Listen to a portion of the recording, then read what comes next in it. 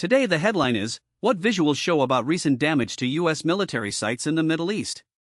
In the 2 weeks since the ceasefire broke down, Iranian strikes have hit 9 U.S. locations across the region, proving Iran still can hit precise targets. Visual evidence from satellite images and on-ground videos shows damage to living quarters, drone shelters, radar systems, and other essential structures.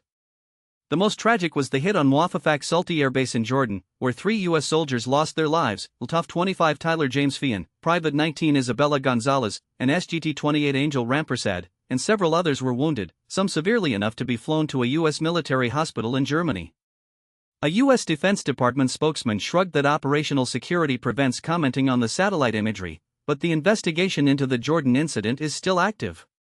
For context, Iran had already struck 18 military sites in 7 countries earlier in the war. 4 of the sites hit in the recent flare-up, including Muaffaq Salti, had been damaged before, showing a pattern of continued targeting. Saudi Arabia, Bahrain, Kuwait, Iraq, and Egypt also found U.S. bases and outposts within reach. Iran's claims about having weakened or destroyed its missile and drone capabilities have been contradicted by these images. Those images come largely from Iranian satellite feeds. Iran has a habit of broadcasting its own imagery to the public as propaganda, and were cross-checked against lower-resolution NASA and European Space Agency data. The New York Times had to rely on the Internet's shared content because the U.S. government has a long-standing practice of withholding high-resolution satellite imagery in the region for troop safety.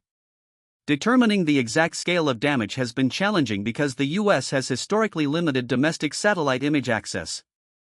The government once asked major providers to withhold images, citing risk to troops, a practice that even continued under the Trump administration.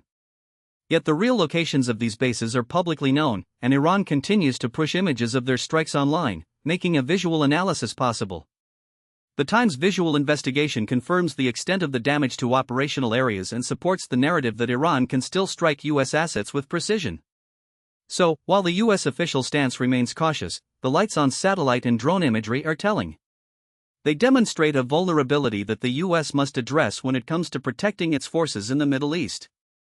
That's the headline on the growing risk of Iranian attacks on U.S. military sites in that region. Thanks for tuning in to this brief update. Stay alert and stay safe.